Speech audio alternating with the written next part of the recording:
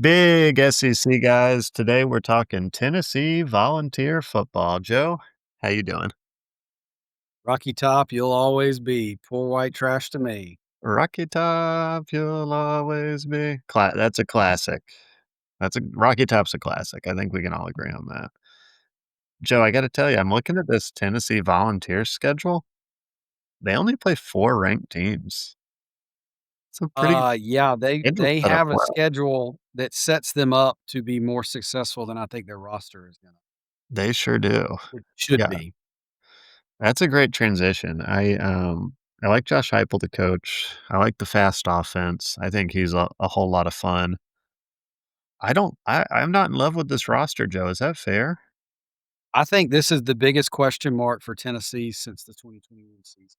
They've Yeah. had good pieces coming in every year since 2021 where they were ranked and should have been ranked fairly high, and, I think this is the biggest question mark on their season since that 2021 season. Earlier in Heupel's career. I mean, this is, they returned 10 starters, but only Yeah, 3 on kinda thought. offense. Nico's gone. Yeah. Sounds like he wasn't the best of teammates. Um, but is Aguilar really the answer? It looks like he beat out our Savannah guy. Yeah, Jake Merklinger. Yeah. Didn't they Um, announce earlier this week that Aguilar was gonna get the start or yep, yeah, it's gonna be Aguilar. Um, I'm looking at this roster, Joe. I mean, I don't love Joey Aguilar at quarterback. He was very average at UCLA. Not in love with the line. It looks like they might be starting David Sanders at right tackle. If you remember, he was like the true number 1 or number 2 true recruit in the freshman at country. the tackle. Yeah, true freshman. And of those guys that came back, only one, Lance Hurd, is a returner off the offensive line. Uh, Yeah. Chris Brazzell, pretty good wide receiver. And the tight end, Keitzelman, I think is how you Yeah, say his name. He's an old Bama guy, never really played Miles for us. Kexelman. Did a year at community college, but really had a good season last year. Caught over 20 passes, over 300 yards, 4 touchdowns. Um, I expect him to, to be a good returning weapon. I'm surprised he slipped through the cracks of our I mean, he probably deserved an honorable mention on our tight end episode. Yeah. I'm looking at this team and say what you want about Nico and the family and all that. I think you're gonna miss him at quarterback. I think you're really gonna miss Dylan Sampson at running back.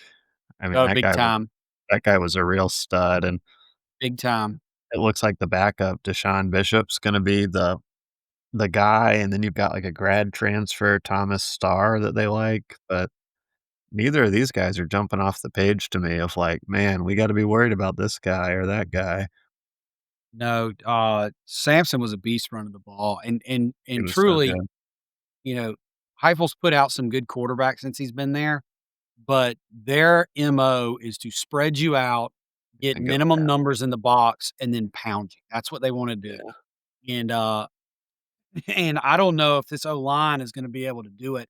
Also, I don't know if they've got the weapons or the ability to get the ball to the weapons on the outside to really make you lighten the box. I agree. I mean, I it's so weird because I mean, this team obviously last year was 10-2 and a playoff team and, Yeah, but you look at know, the schedule for this year was just flipped last year, man. I what's mean, that they saying? should It's Tennessee the had same so many schedule. games they should have lost last year. They they should have lost to Florida at home.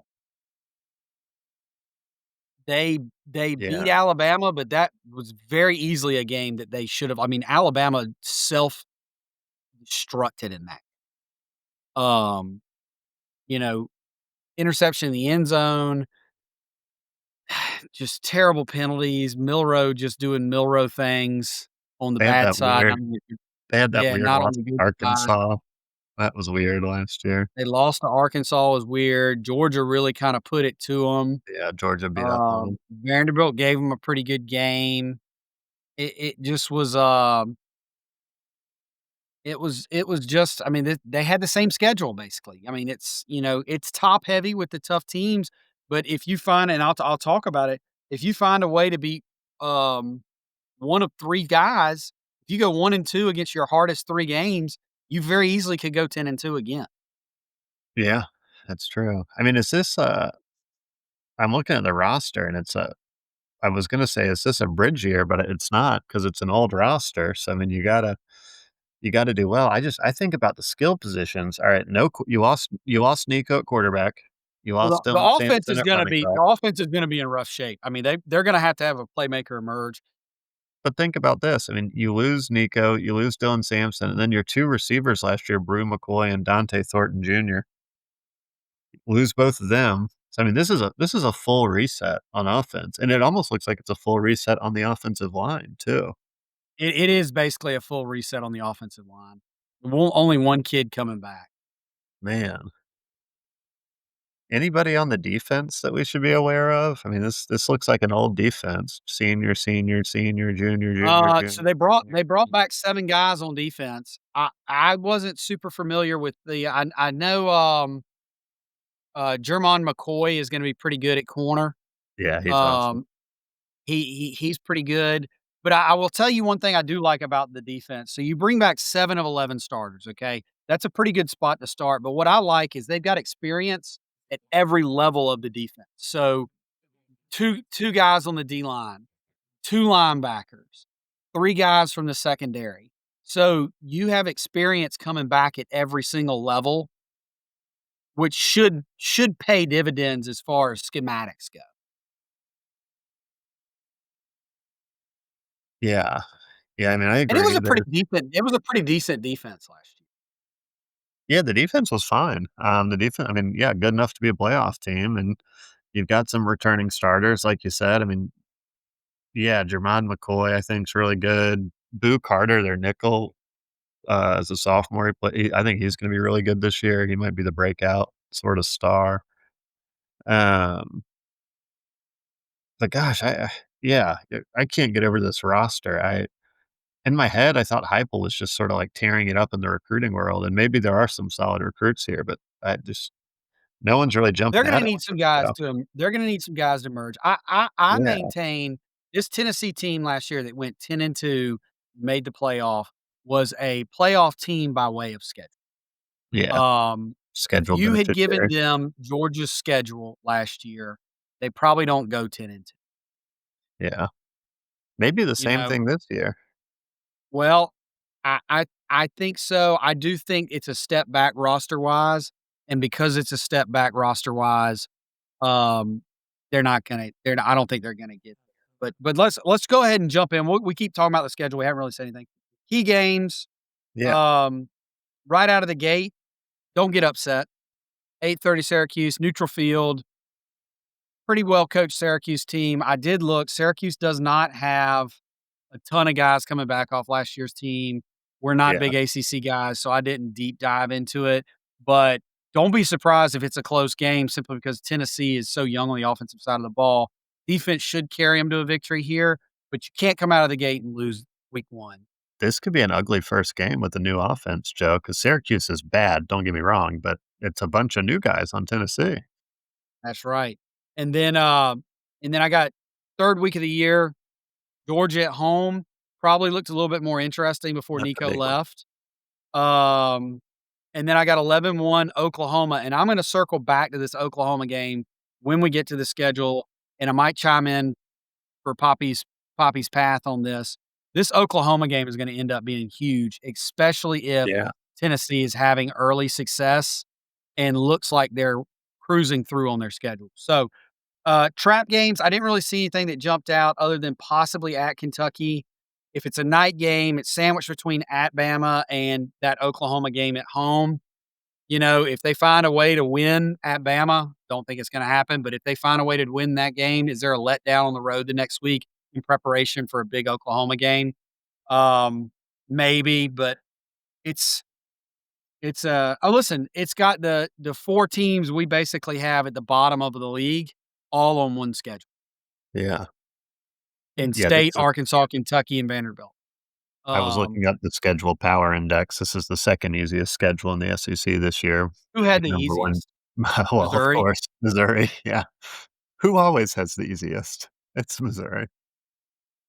So I've got best case 10-2, worst case 7-5. I'm right there with you. Yeah, my worst case is Hard to 7 and find more 5. than 5 losses on this schedule.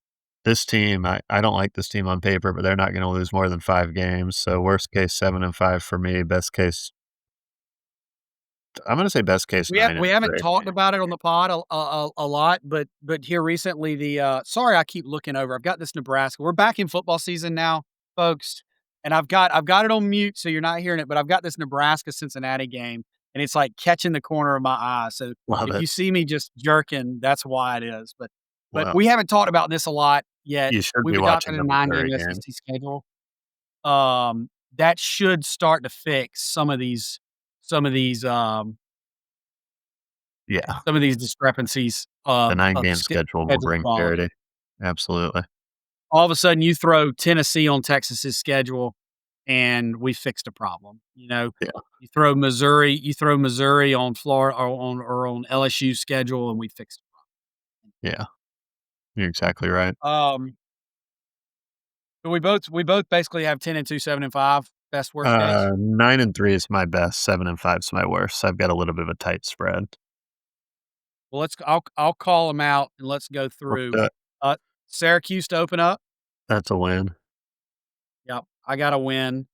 ETSU is a That's win. a win. Georgia at home. Loss. Yep, I've got a loss. UAB, That's win. a win. At State, win. That's a win. Arkansas at home, Win. win. So you're 5-1 going to Tuscaloosa. And 5 pretty easy wins, it seems like. Yep, yep. I have a loss in Tuscaloosa. Yeah, definite loss, yeah. Yeah. Kentucky on the road, bounce That's a back win. that's a win for me. I think so too. Oklahoma, That's a loss for me. yeah, Oklahoma going on the road. I think Oklahoma's going to be Oklahoma's Oklahoma on paper. Oklahoma's 22, starting Oh, 22, way better than this team. way better than what I'm looking at for Tennessee. 100%. Um, New Mexico State loss. Love it. D Just put kidding. Diego Pavia back on New Mexico State. They're gonna beat New Mexico State. At Florida, Loss. if you want the lock of the season, folks, the lock of the season is to take Florida money line in the swamp against the Tennessee Volunteers. It's the lock of every other year. That's the Every other year, mortal Florida does lock. not lose to Tennessee in the swamp. I don't think it's happened since like the early 2000s. I think it's been 20 years since. Oh, man. Um, Vanderbilt at home. Does Diego Pavia come into Neyland and get his victory that he wants so badly? That's gonna be a close game, but I like Tennessee at home I there like to. just because of the So, defense. so, so what do we have? We've got a loss to 8-4. Florida, lost to Oklahoma. We got 8-4. That Yeah. seems about right on paper for what we should see. This team probably doesn't deserve to be 8-4, but they're gonna end up being 8-4. Let let me. Am I missing anything there? No, I think you nailed it. All right. Let me tell you why I circled this Oklahoma game though, Let me hear it. and I'm gonna encroach a little bit on Poppy's path here. Love it. Love it. This is why these 8-game SEC schedules, I'm so glad to see them gone, and the scheduling discrepancy and this easy of a schedule, this is why this game is so important, because, alright, you open up with a win at Syracuse. We're gonna not talk about Georgia, Alabama, or Florida right now, okay? We're not gonna talk about those 3 games, but you cruise through all the games you're supposed to cruise through until you get to Tuscaloosa. You have now played Mississippi State, Arkansas. You're going to go play Kentucky, and you're going to play Vanderbilt. 4 of, I would say, the bottom 4 teams in the league. Maybe Vanderbilt's the 6th. You know, maybe Vanderbilt's a couple teams higher, but I would say most people would have Vanderbilt towards the bottom. Definitely Kentucky down there. Definitely Arkansas. Definitely Mississippi State. Yeah. Oh, yeah. Those are 4 wins. 4 wins right there. Okay, so then you look at it. All right. Florida, Alabama, and Georgia are my next best 3 on the schedule. Probably all gonna be top 15 teams or better when I play them. If I can win 1 of those 3 games, all right, 2 on the road, 1 at home. If I can find a way to win 1 of those games, then all I've got left is Oklahoma in Neyland that first is it or that last week in October. Was it last week in October? First week in Yep. November. The Yeah. first week in November, if I can find a way somehow to win one of those 3 games, all I have to do is beat Oklahoma at home, and it'll be a big, cool weather, big game atmosphere, and I'm 10 and 2 again. You've done it again. That's And why the Joe Oklahoma game's scheduled right there. That's why it's circled. That's why it's circled. Just a tremendous game right there. Gotta have it at home. and I gotta say, you're a world-class podcasting partner. That's just a fact, but you've really infringed on Poppy's path here, Joe. That was I did. I'm sorry. I'm sorry. I did. I a did. borderline overstep for the Uh, first time in it pod. was. I did at least I gave you a heads up that I was about to do it, though. Yeah, it was kind of you to say, "Hey, I'm going to infringe on your segment." So it was nice that you gave me a heads up. So I'm gonna do a quick Poppy's path if that's okay, because I think I thought about this one. I think this one's fun. Poppy's path, you win your first 2, you play Georgia at home, you beat Georgia, 3:30 ABC game. Why not? Gunner Stockton has a rough game. This Early Georgia in the team season. this Early Georgia in the team's season. good, but it's early, yeah. So then you beat UAB, Mississippi State, Arkansas, boom, you're 6-0 and you're probably number 4 or 5 in the country. You go and you lose to Alabama, fine, no problem. Then you beat Kentucky, you beat Oklahoma, you beat New Mexico State, you lose at Florida because 'cause you've literally never won there ever, and then you beat Vanderbilt, 10 and 2, you're going to the playoff, baby. Yep. Yep. It's right. I mean, the schedule could That's a fun allow little a 10 and 2. the schedule could allow a team that's not very good to make it. 100%. I mean, we could look back and be like, "Wow, Tennessee and Missouri are both 10 and 2. This is ridiculous." 2 average starting 22s, Won't right? have to deal with it next year. Won't have to Yeah, deal with it next year. the 9 games will take care of that. Well, Joe, any final thoughts? My final thought is I'm excited to see this Tennessee team because I think it's sort of an enigma. I think it's gonna be a mystery. I bet Tennessee fans are thinking the same thing, like, "What do we have at the skill Yeah. position? How are we gonna This be?" is this is gonna have to be a locker room team because I 100%. think just the way things played out with Nico last year, all the rumors about them wanting more money going into the playoffs and all that, we don't know how much is true, right? But where there's smoke, there's fire, and then him up and leaving because they wouldn't pay him more money. Seems like this is gonna have to be a locker room that decides they wanna play football together and come together in order for them to be successful. There's gonna have to be a lot of me's and not a lot of or excuse me, there's gonna have to be a lot of we's and not a lot of me's, Yeah, um, on this team, and, I don't I can tell you this, I will definitely be flipping over to this game at noon to try to get an idea of what Tennessee is doing in that Syracuse game. I agree. I mean, I've been we're doing this Thursday night and the Missouri game's on. I've been casually watching the Missouri game, and it's interesting to see. I'll save it for the rapid reactions for our week 1 segment, but, um, these first games are ugly, I'll say that. Yeah, yeah. Alright, Joe, I'm feeling good Alright, there. Anything yep. to add? Are we feeling good? Nope, nope, very much looking forward to the 3rd Saturday in October. Love it. Alright, Tennessee. That's it. That's your preview.